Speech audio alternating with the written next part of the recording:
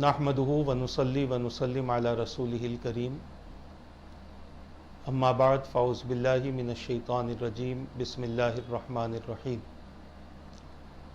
یا ایہا الذین آمنوا کتب علیکم الصیام کما کتب علی الذین من قبلکم لعلکم تتقون آمنت باللہ صدق اللہ العظیم وصدق رسولہ النبی الامین المختار الکریم وَنَحْنُ عَلَى ذَلِكَ لَمِنَ الشَّاهِدِينَ وَالشَّاكِرِينَ وَالْحَمْدُ لِلَّهِ رَبِّ الْعَالَمِينَ اللہم صلی وسلم وبارک علی سیدنا و مولانا محمد وعلی آلہ واصحابہ وبارک وسلم صلاۃ و سلاما دائما علیک وعلی آلک واصحابک یا رسول اللہ صلی اللہ تعالی علیہ وسلم۔ عزیزان ملت اسلامیہ، محترم ناظرین و سامعین کرام، ماہ رمضان المبارک کا آغاز ہو چکا ہے۔ اس ماہ مبارک کے نسبت سے اس سے قبل آپ حضرات نے ماہ رمضان کا استقبال کس طریقے سے کیا جائے اس کے متعلق حضور اکرم صلی اللہ تعالی علیہ وسلم کے فرمان کی روشنی میں چند ضروری اور اہم باتیں پیش کی گئی تھی۔ حضور اکرم صلی اللہ تعالی علیہ وسلم کے اس خطبہ مبارکہ کا ذکر کیا گیا تھا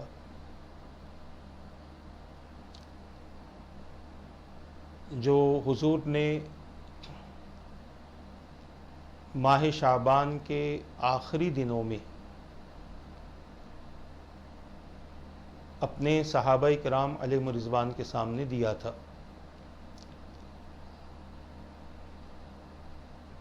اس خطبے میں حضور اکرم صلی اللہ تعالی علیہ وسلم نے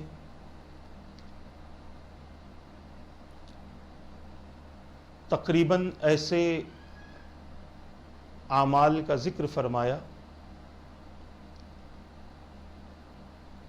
بہت ساری ایسی فضیلتیں بیان فرمائی جو رمضان المبارک میں بندوں کے حالات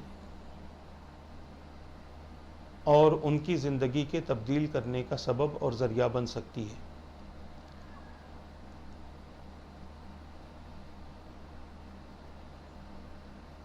حضور اکرم صلی اللہ تعالی علیہ وسلم کا فرمان مبارک جس میں بے شمار رمضان کے حوالے سے گوشے بیان کیے گئے،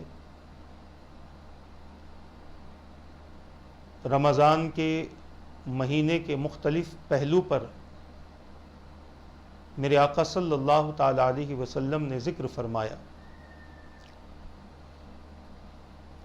یہ اس لیے بھی تھا کہ امت اس ماہ مبارک کی عظمت کو سمجھے اور اس ماہ مبارک کا احترام کرے۔ جن لوگوں نے میرے آقا صلی اللہ تعالی علیہ وسلم کے اس فرامین کا خیال رکھا اور اپنی ساری زندگی اس کا احترام کرتے رہے اور ویسے ہی اہتمام کیا جیسے حضور نے بیان فرمایا، یقین ہے کہ اللہ تبارک و تعالی ان تمام اعزازات کا انہیں حقدار بنا دیا ہوگا جس کا ذکر حضور نے فرمایا۔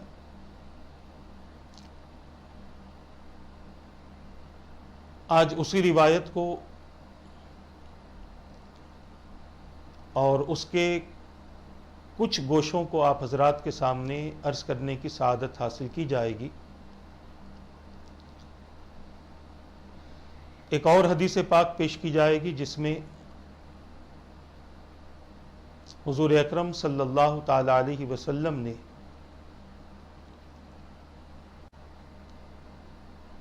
ماہ رمضان کی عظمت کو بیان فرمایا ہے، اور جس کا تعلق حوران بہشت سے ہے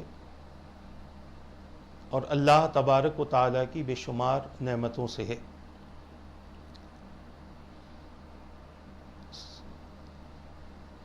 سابقہ نشست میں ایک حدیث بیان کی گئی تھی کہ حضور نے فرمایا، معنی اور مفہوم عرض کر رہا ہوں مختصر سا، کہ اے لوگوں، ایک عظیم اور برکتوں والا مہینہ تم پر سایہ فگن ہونے والا ہے، جس میں ایک رات ایسی ہے جو 1000 مہینوں سے افضل ہے۔ اللہ تبارک و تعالیٰ نے اس مہینے کے روزے فرض کیے ہیں اور اس مہینے کی راتوں کی عبادت کو افضل قرار دیا ہے۔ جس شخص نے اس مہینے میں ایک نیکی کی، ایک فرض ادا کیا، اسے 70 فرض ادا کرنے والے کے برابر ثواب دیا جائے گا۔ یہ مہینہ صبر کا ہے، صبر کا صلہ جنت ہے۔ اس مہینے میں مومن کی روزی میں اضافہ کیا جاتا ہے۔ اس کے علاوہ حضور پاک صلی اللہ تعالی علیہ وسلم نے اس ماہ مبارک میں روزے داروں کو روزہ افطار کروانے کی فضیلت بیان فرمائی۔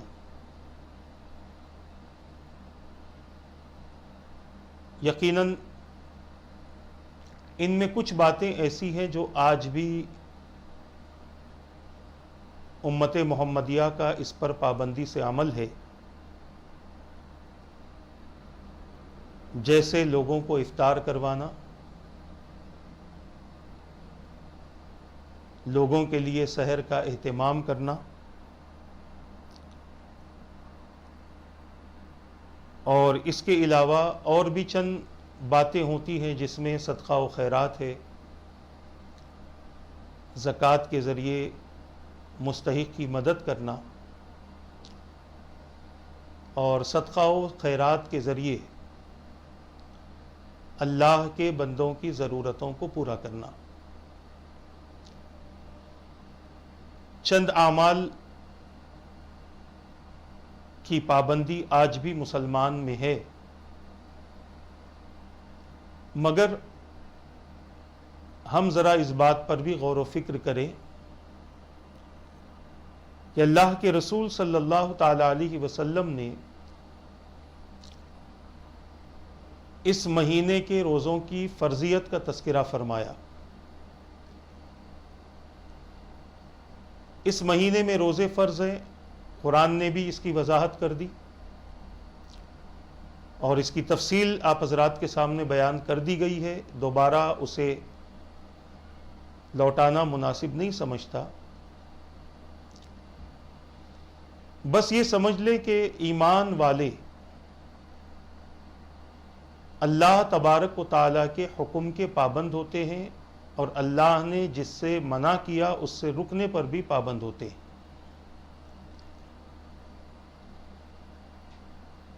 کوئی بندہ اگر اپنی مرضی سے اللہ تبارک و تعالیٰ کے احکامات کو اپنی ذات پر نافذ کرنا چاہتا ہے تو یہ اس کی غلط فہمی ہے۔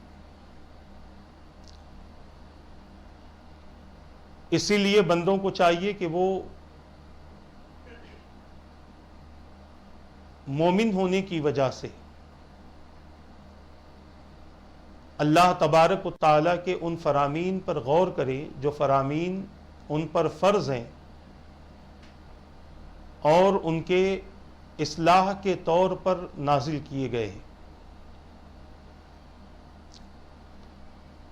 پورا قرآن ہم پڑھ لیں، پورے قرآن میں اللہ تبارک و تعالیٰ نے یا تو اوامر بیان فرمائے، احکامات بیان فرمائے، یا پھر نواہی کا ذکر ہے، یعنی جن سے بندہ رک کر جن اعمال سے اللہ تبارک و تعالیٰ کو راضی کر سکتا ہے۔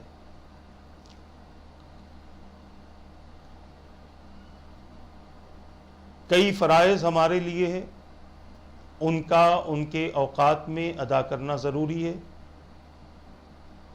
کوئی اگر یہ کہے کہ نہیں میں رمضان کے روزے شوال میں رکھوں گا،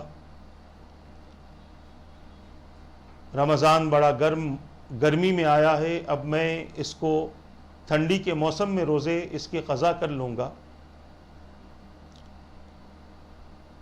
تو یہ اللہ تبارک و تعالیٰ کے احکام کی مخالفت ہے۔ بندہ اللہ تبارک و تعالیٰ کی عبادت کے لیے جتنی مشقتیں برداشت کرے، اس کو اس عمل کا اتنا ہی زیادہ ثواب دیا جاتا ہے۔ اب اگر کوئی بندہ ہر عمل میں آسانی تلاش کرے اور اپنی مرضی کے مطابق عمل کرے تو وہ بڑے ثواب سے محروم کر دیا جاتا ہے، اور ایسا بندہ مسلسل اپنی نافرمانیوں کے سبب اللہ تبارک و تعالیٰ کی ناراضگی مول لینے والا بن جاتا ہے۔ میں عرض کر رہا تھا زیادہ تفصیل میں نہ جاتے ہوئے کہ اس ماہ مبارک میں روزے فرض ہیں، اور اسی مہینے کی راتوں کی عبادت کو اللہ تبارک و تعالیٰ نے، اللہ کے رسول صلی اللہ علیہ وسلم نے افضل قرار دیا ہے۔ راتوں کی عبادتیں کیا ہے؟ فرائض تو اپنی جگہ ہے، مگر فرائض کے علاوہ سنت رسول کی روشنی میں تراویح ہے۔ یہ قیام کرنا بندے کا اللہ تبارک و تعالیٰ کو بہت زیادہ پسند ہے، بالخصوص رمضان میں۔ ایک حدیث مبارکہ میں 3 باتیں ہمیں ملتی ہیں جو میرے علم میں ہیں۔ حضور نے ارشاد فرمایا، من صام رمضان ایمانا و احتسابا غفر له ما تقدم من ذنبه، ومن قام رمضان ایمانا و احتسابا غفر له ما تقدم من ذنبه، ومن قام فی لیلۃ القدر ایمانا و احتسابا غفر له ما تقدم من ذنبه، او کما قال النبی علیہ الصلوۃ والسلام۔ 3 چیزوں کا ذکر اس حدیث پاک میں ملتا ہے جس کا معنی اور مفہوم ہے کہ جس نے رمضان میں روزہ رکھا حالت ایمان میں اور اخلاص کے ساتھ، تو وہ روزہ اس کے سابقہ گناہوں کی بخشش کا سبب بن جاتا ہے۔ دوسری بات بیان فرمائی، جس نے رمضان کا قیام کیا ایمان، حالت ایمان میں اور اخلاص کے ساتھ، اس کے سابقہ گناہوں کی بخشش ہو جاتی ہے۔ جس نے لیلۃ القدر میں قیام کیا ایمان اور اخلاص کے ساتھ، اس کے سابقہ گناہوں کی بخشش ہو جاتی ہے۔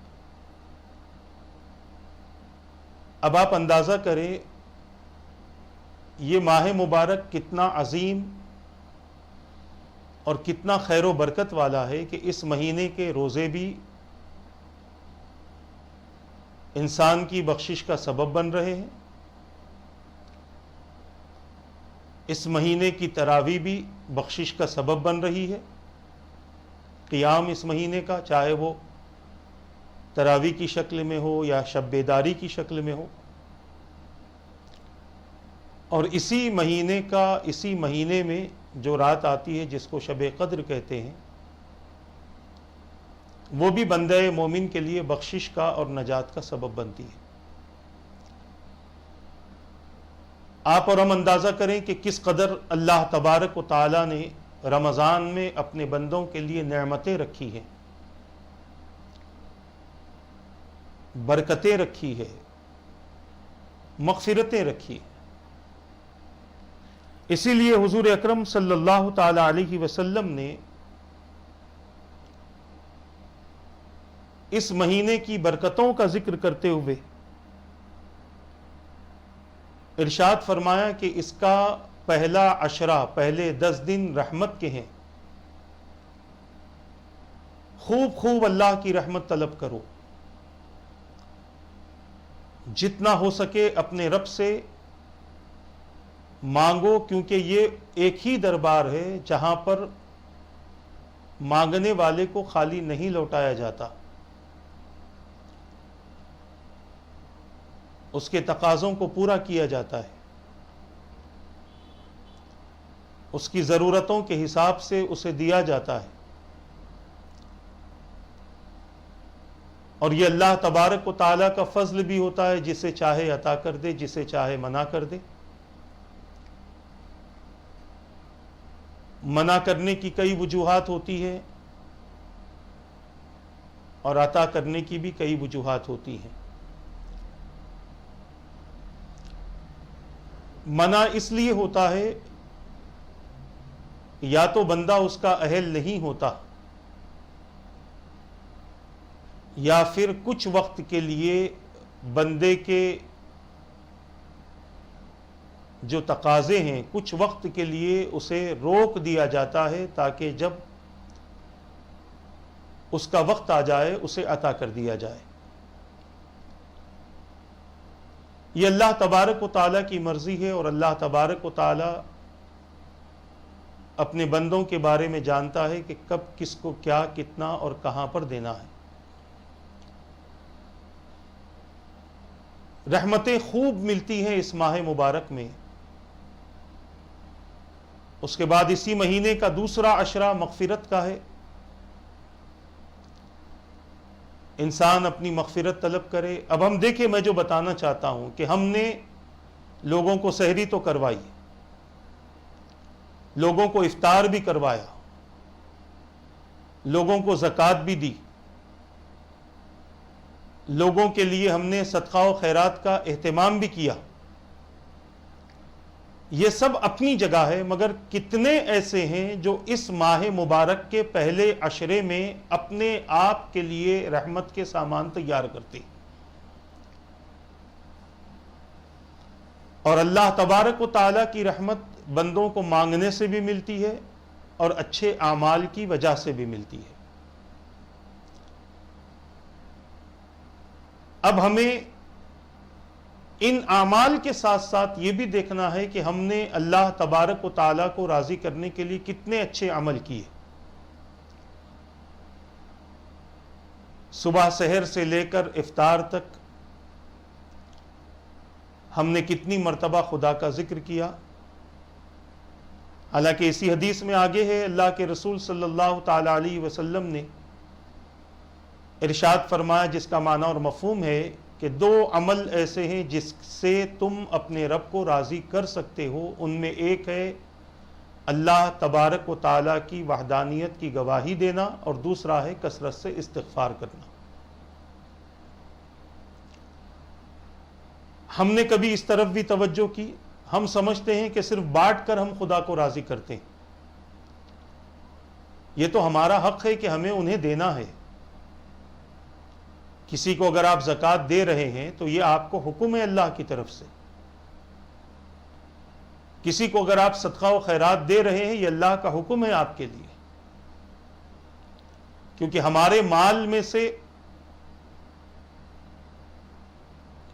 ہمیں جن پر خرچ کرنا ہے وہ ہمارے والدین ہیں، ہمارے قریبی رشتہ دار ہیں،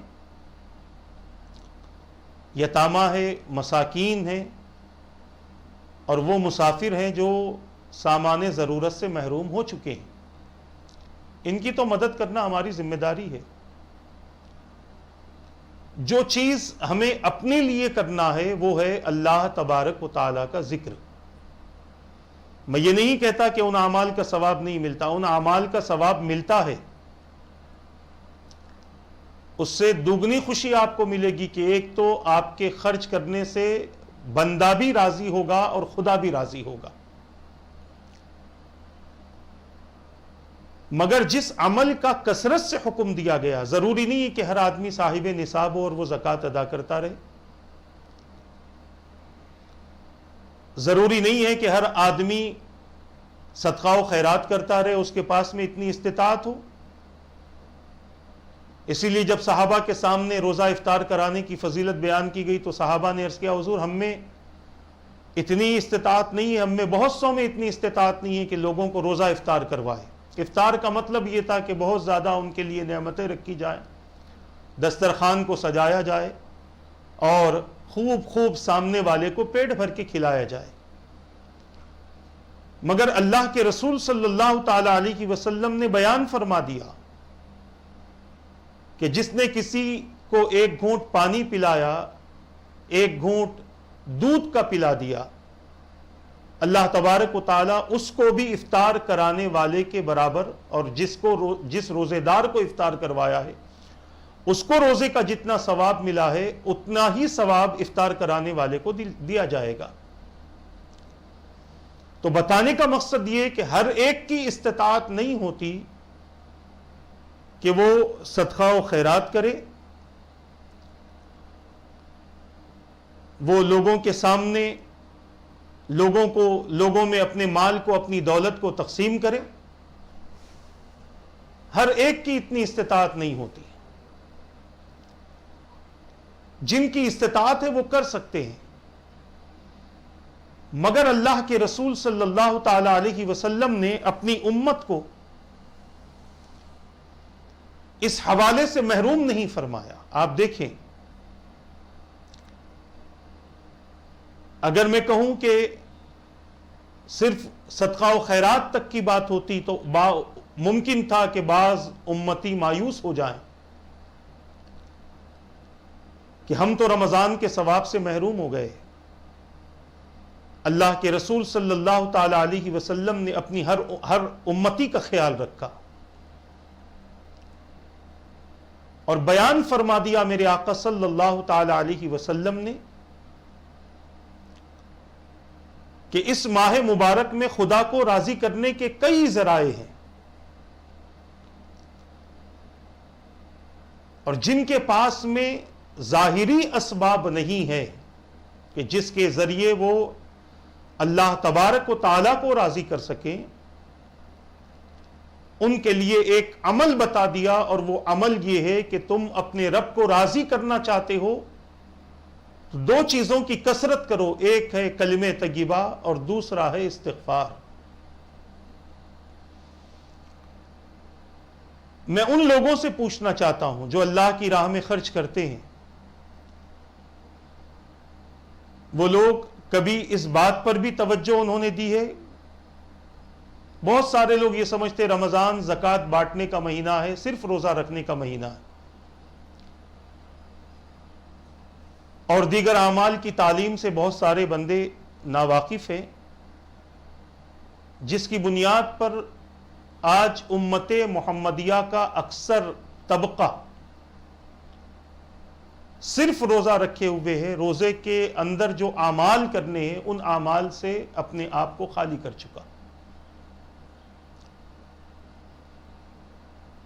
بہت سارے لوگ تو یہ سمجھتے ہیں کہ روزہ رکھو اور آرام کرو، جب تک نیند آتی رہے سوتے رہو۔ صحیح ہے، سونا بھی عبادت ہے حالت روزہ میں، مگر کوئی بندہ اتنا سوئے کہ فرض نماز بھی چھوڑ دے تو اب وہ سونا عبادت نہیں ہوتا، اب اس کے لیے وہ رحمت نہیں زحمت بن جاتا ہے۔ مسلمان صحیح طریقے سے اللہ تبارک و تعالیٰ کے احکام کو سمجھے، اللہ کے رسول کے احکام کو سمجھے، اپنی مرضی اس میں چلانے کی کوشش نہ کرے۔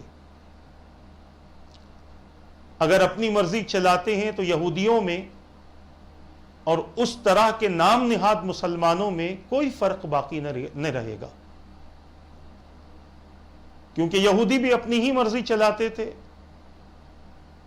اللہ کے احکامات کو تبدیل کرنا، حلال کو حرام، حرام کو حلال قرار دینا، اپنے لیے رشوت، اپنے لیے سود کے کاروباروں کو جائز کر لینا۔ حالانکہ وہ یہودی تھے، وہ بھی اہل کتاب تھے، مگر کتاب ہی بدل گئی، ان کا دین بھی بدل گیا۔ میں سارے مسلمانوں کی بات نہیں کرتا، کچھ مسلمان ایسے ہیں جو اللہ کی عبادت اور اللہ کے احکامات میں اپنی مرضی کو شامل کرنے کی کوشش کرتے ہیں۔ ایسا کرنے سے اللہ کے دین کا کوئی نقصان نہیں، یہ انسان کے اپنے دین کا اور اپنے اسلام کا نقصان ہوتا ہے۔ دنیا میں تو یہ سب کر کے خوش ہو جائے گا، موت سے لے کے قیامت تک، اور قیامت کے دن بہت زیادہ اسے پچھتاوا ہوگا کہ کاش میں اپنی نہ سنا ہوتا، رب کی سنا ہوتا تو آج مجھے یہ دن دیکھنا نہ پڑتا۔ عزیزان ملت اسلامیہ، عرض کرنا یہ ہے کہ اللہ کے رسول صلی اللہ تعالی علیہ وسلم نے یہ عمل بھی اپنی امت کو دیا، اور عمل کیا ہے؟ کثرت سے کلمہ طیبہ پڑھو۔ انشاءاللہ ایک نشست ہم کریں گے جس میں اللہ کے ذکر کی جو فضیلتیں ہیں اس حوالے سے آپ کے سامنے طویل گفتگو ہوگی۔ جو بندہ خدا کا ذکر کرتا ہے، اب آپ دیکھیں حضور اکرم صلی اللہ تعالی علیہ وسلم نے جنت میں داخل ہونے کا ایک آسان راستہ بتا دیا۔ ہم تو جنت مانگتے ہیں کہ مولا جنت دے دے دے دے، اور مانگنا بھی چاہیے اور مانگتے رہنا چاہیے، مسلسل یہ مانگ ہونی ہی چاہیے۔ جنت میں لے جانے والا عمل جو حضور نے بیان فرمایا، من قال لا الہ الا اللہ دخل الجنہ او کما قال، کہ جس نے لا الہ الا اللہ کہا جنت میں داخل ہو گیا۔ یہ ایک مرتبہ کہنے کا حکم نہیں ہے۔ ایک موقع پر حضور نے فرمایا اپنے ایمان کو تازہ کرتے رہو۔ صحابہ نے پوچھا حضور کیسے؟ تو فرمایا لا الہ الا اللہ کثرت سے پڑھتے رہو، تاکہ کبھی اگر ہم سے کوئی ایسا عمل ہو جائے انجانے میں جو کفر کے قریب پہنچا دے تو کلمہ پھر سے ہمارے اسلام کو باقی رکھے اور ہمارے ایمان کو باقی کر دے۔ کلمہ طیبہ کی بڑی برکتیں ہیں، بڑی فضیلتیں ہیں۔ جس قدر بندہ یہ کلمہ پڑھتا رہے گا اس قدر اللہ تبارک و تعالی اس بندے سے راضی ہوگا۔ اب اس کے بعد حضور نے فرمایا استغفار کی کثرت کرو۔ یہ 4 کام رمضان میں بہت اہم ہیں۔ ان 4 کاموں کو کرنے والا اللہ تبارک و تعالی کی نعمتوں سے اور اللہ کے فضل سے ضرور مالا مال ہوگا۔ یہ 4 کام بڑے اہم ہیں۔ ایک تو کلمہ طیبہ کا پڑھنا، یہ بہت ضروری ہے، اور دوسرا ہے استغفار کی کثرت کرنا۔ زیادہ سے زیادہ بندہ استغفار کرے، اور اس لیے کرے کہ یہ اللہ کا حکم ہے، رسول پاک صلی اللہ تعالی علیہ وسلم کی سنت ہے۔ لوگ سمجھتے ہیں گناہ کرتے ہیں تبھی استغفار کرنا ہے، ایسا ہرگز نہیں۔ اللہ تبارک و تعالی استغفار کرنے والے کو بہت زیادہ پسند فرماتا ہے۔ توبہ کرنے والے سے اللہ تعالی محبت فرماتا ہے، اور ضروری نہیں ہے کہ توبہ صرف گناہوں پر ہو۔ انسان کو نہیں پتا کہ اس کا کون سا عمل گناہ ہے، کون سا عمل خدا کو ناراض کرتا ہے۔ اسی لیے بہت سارے اکابرین مسلسل توبہ کرتے رہتے تھے۔ انشاءاللہ اس حوالے سے بھی ہم ایک نشست آپ کے سامنے پیش کریں گے۔ استغفار کی کثرت کی جائے۔ استغفار اللہ تبارک و تعالی کو بہت زیادہ پسند ہے، اور یہی بات اللہ تبارک و تعالی نے قرآن مقدس میں بیان فرمائی، وَمَن يَعْمَلْ سُوءًا أَوْ يَظْلِمْ نَفْسَهُ ثُمَّ يَسْتَغْفِرِ اللَّهَ يَجِدِ اللَّهَ غَفُورًا رَحِيمًا او کما قال۔ اور جو شخص اپنی جان پر ظلم کرے، برا عمل کرے یا اپنے آپ پر ظلم کرے، پھر اللہ تبارک و تعالیٰ کی بارگاہ سے مغفرت طلب کرے تو اللہ تعالیٰ اس کو بخشنے والا، بے شک اللہ بخشنے والا اور رحم فرمانے والا ہے۔ یہ استغفار کی برکت ہے۔ اللہ تبارک و تعالیٰ اپنے بندوں سے اس بات کا تقاضا فرماتا ہے کہ بندے اللہ تبارک و تعالیٰ کی بارگاہ میں رجوع ہوں اور اپنے گناہوں کی معافی طلب کریں۔ اسی کے ساتھ ساتھ دو باتیں ایسی ہیں جس کی ہمیں ضرورت ہے۔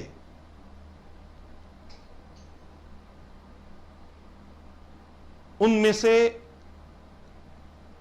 ایک ہے کہ اللہ تبارک و تعالیٰ کی بارگاہ سے جنت کا سوال کرو،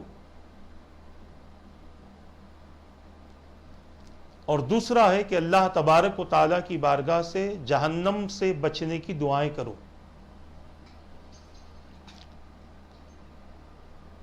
یہ چار چیزیں بندے کے لیے بہت زیادہ ضروری ہے ماہ رمضان میں۔ اب آپ سمجھ گئے کہ رمضان کے مہینے میں کرنا کیا ہے؟ کلمہ طیبہ کی کثرت، استغفار کی کثرت، جہنم سے آزادی کی دعائیں اور جنت کے حصول کی دعائیں۔ صرف یہ نہیں کہ روزہ رکھ لیا اور کافی ہو گیا، نماز پڑھ لی اور کافی ہو گیا، تراویح پڑھ لی اور کافی ہو گیا، نہیں، اس میں بہت زیادہ اعمال کرنے کا حضور نے حکم دیا ہے، اور اس لیے حکم دیا ہے کہ اس ماہ مبارک کا مختصر سا عمل بہت زیادہ ثواب کا سبب بنتا ہے۔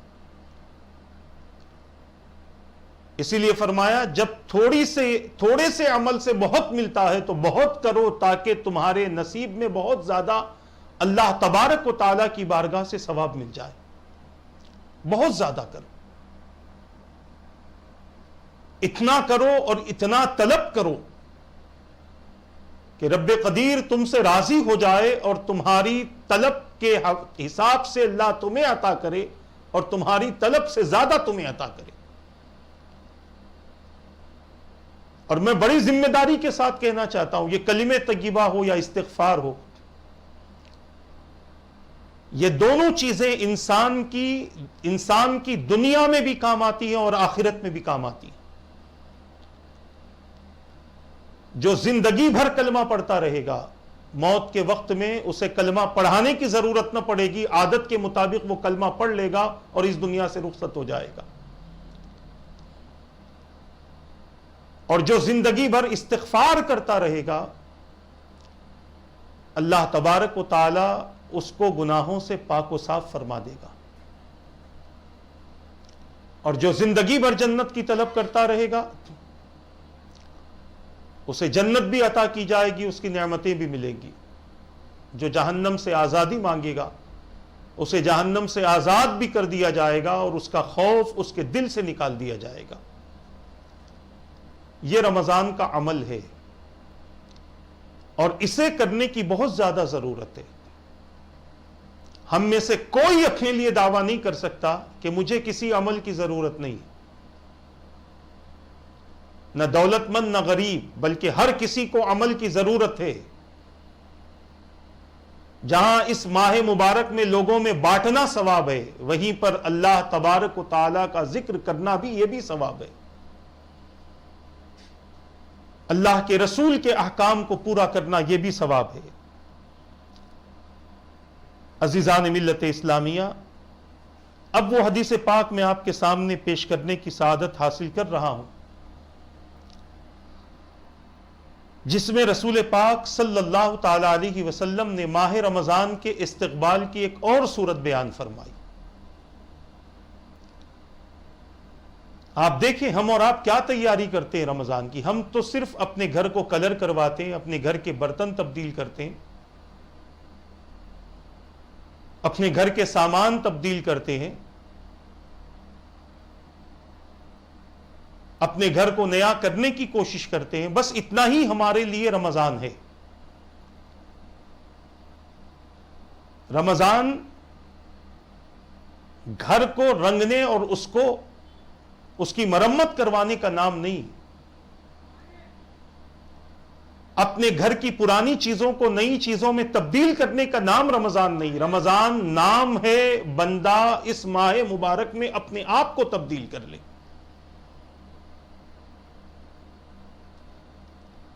گھر کی چیزیں پرانی ہو یا نہیں ہو اس سے کوئی فرق نہیں پڑتا. اگر بندہ اپنے آپ کو تبدیل کر لے اس ماہ مبارک میں تو یہ اس کے لیے بڑی سعادت ہے. اللہ کے رسول صلی اللہ تعالی علیہ وسلم نے بھی جنت کے سنوارنے کا ذکر فرمایا، مگر یہ کس کے لیے؟ یہ ان لوگوں کے لیے جو ماہ رمضان میں اپنے آپ کو سنوارتے ہیں تو جنت ان کے لیے سنواری جاتی ہے.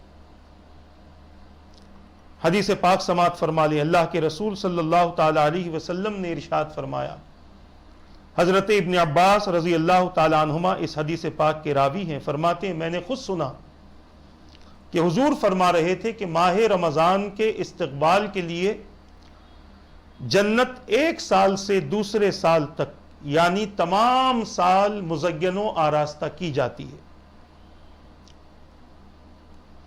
پھر جب ماہ رمضان کی پہلی شب آتی ہے تو عرش کے نیچے سے ایک ہوا چلتی ہے جس کا نام مشیرہ ہے. یہ ہوا جنت کے درختوں کے پتوں کو اور کواڑوں کی زنجیروں سے مس ہوتی ہے اور ان کو ہلاتی ہے. اس ہوا کے لگنے سے ایسی آواز پیدا ہوتی ہے کہ اس سے اچھی آواز سننے والوں نے کبھی نہیں سنی ہوگی. پھر حوریں آراستہ ہو کر جنت کے جھروکوں سے، جن کو ہم کھڑکی کہتے ہیں، جنت کی کھڑکیوں میں آ کر کھڑی ہو جاتی ہیں اور آواز دیتی ہیں، کیا کوئی ہے جو ہم کو اللہ سے مانگ لے، اللہ تعالیٰ اس کا نکاح ہم سے کر دے. پھر وہ رضوان جنت سے کہتی ہے، آج کی رات کیسی ہے؟ جنت کا رضوان جواب دیتا ہے کہ حورو، یہ ماہ رمضان کی پہلی رات ہے. اللہ تعالیٰ فرماتا ہے کہ محمد صلی اللہ تعالی علیہ وسلم کی امت میں سے روزے داروں کے لیے جنت کے دروازے کھول دیے گئے. اے مالک یعنی یہ داروغہ جہنم ہے، اسے حکم دیا جاتا ہے کہ امت محمدیہ کے لیے دوزخ کے دروازے بند کر دو. حضرت جبرائیل سے فرمایا جاتا ہے، اے جبرائیل زمین پر جاؤ اور سرکش شیاطین کو قید کر دو، ان کو زنجیروں سے جکڑ دو اور ان کو سمندروں کے اندر پھینک دو تاکہ میرے حبیب کی امت کے روزوں کو خراب نہ کریں. حضور اکرم صلی اللہ تعالی علیہ وسلم نے ارشاد فرمایا،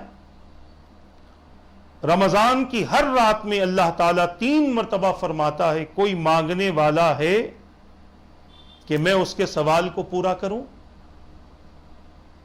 کوئی توبہ کرنے والا ہے کہ میں اس کی توبہ کو قبول کروں،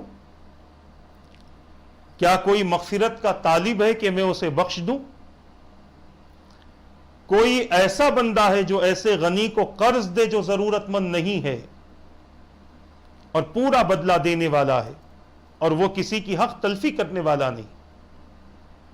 پھر حضور نے فرمایا، ماہ رمضان میں ہر روز افطار کے وقت ہزاروں دوزخی دوزخ سے آزاد کر دیے جاتے ہیں، حالانکہ ان میں سے ہر ایک عذاب کا مستحق ہوتا ہے.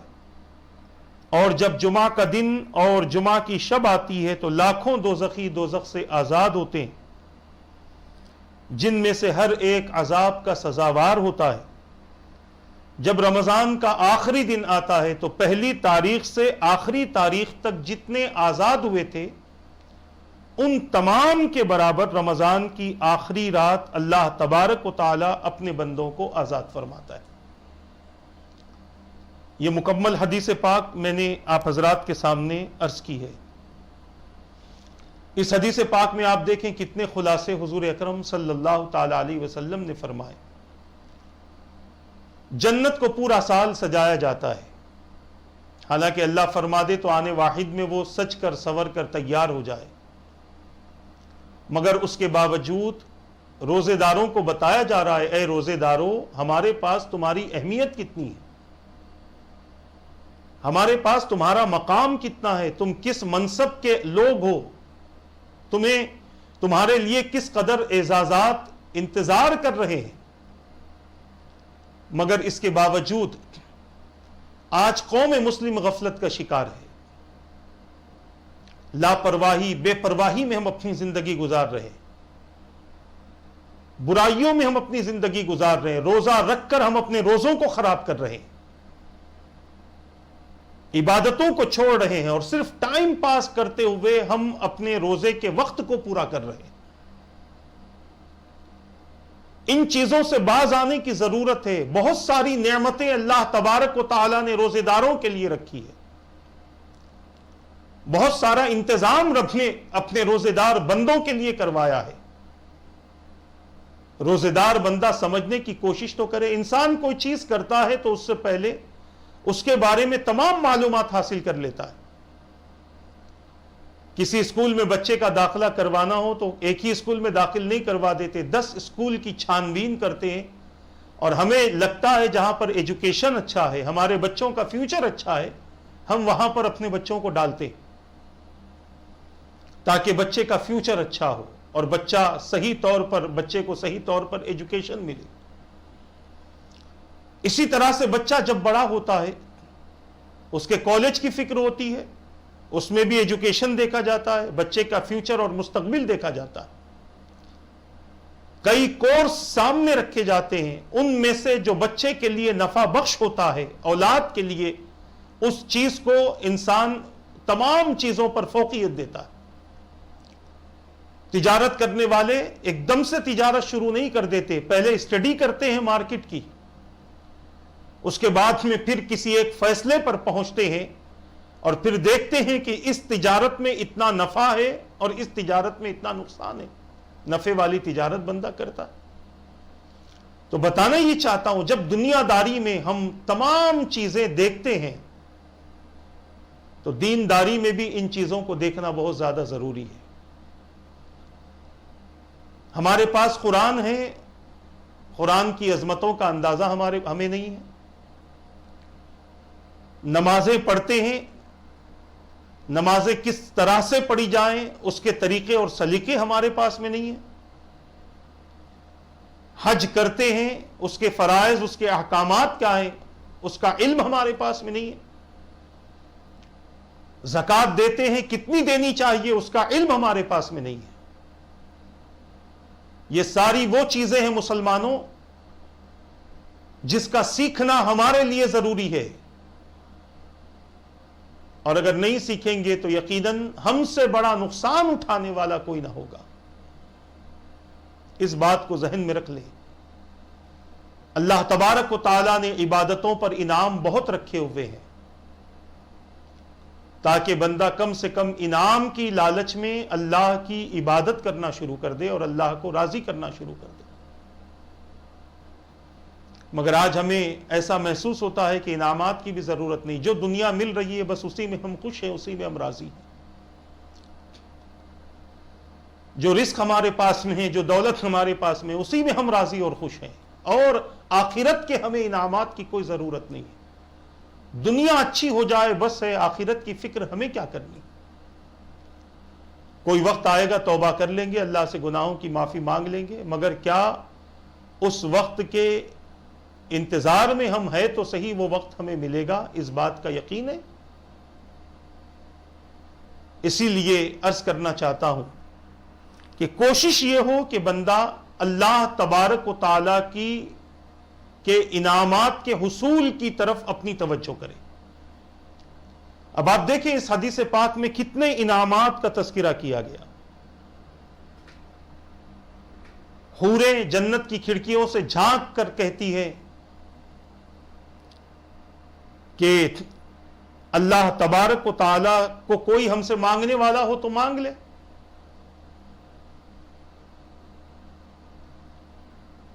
جنت کے دروازے کھول دیے جاتے ہیں، جہنم کے دروازے بند کر دیے جاتے ہیں، سرکش شیاطین کو قید کر دیا جاتا ہے تاکہ کسی طرح سے بندوں کے روزوں کو وہ خراب نہ کر سکے۔ مگر بندہ اپنے نفسانی خواہشات میں اتنا ملوث ہے کہ اب تو شیطان کی بھی ضرورت نہ رہی. بڑی ذمہ داری کے ساتھ یہ بات عرض کر رہا ہوں, اب تو اس کی بھی ضرورت نہ رہی. اتنا آج بندہ اپنے آپ کو نفس کا غلام بنا رکھا, جبکہ ہمیں شیطان سے زیادہ اس کی مخالفت کرنی تھی.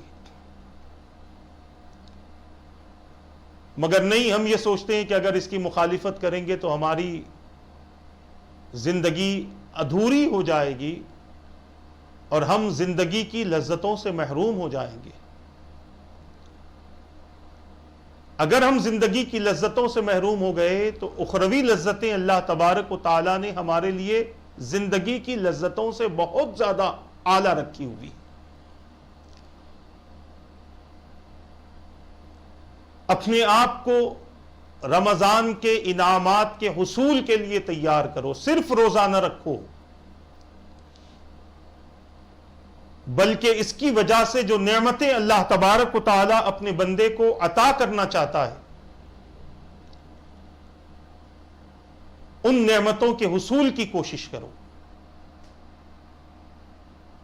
اور ان لوگوں میں اپنے آپ کو شامل کرو جن لوگوں کو اللہ تبارک و تعالی رمضان کے مبارک مہینے میں دوزخ سے آزاد فرماتا ہے.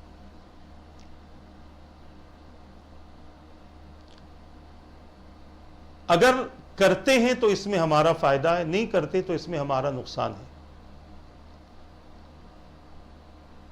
قیامت کے دن کوئی بندہ یہ نہ کہہ سکے گا کہ مولا مجھے پتا نہیں تھا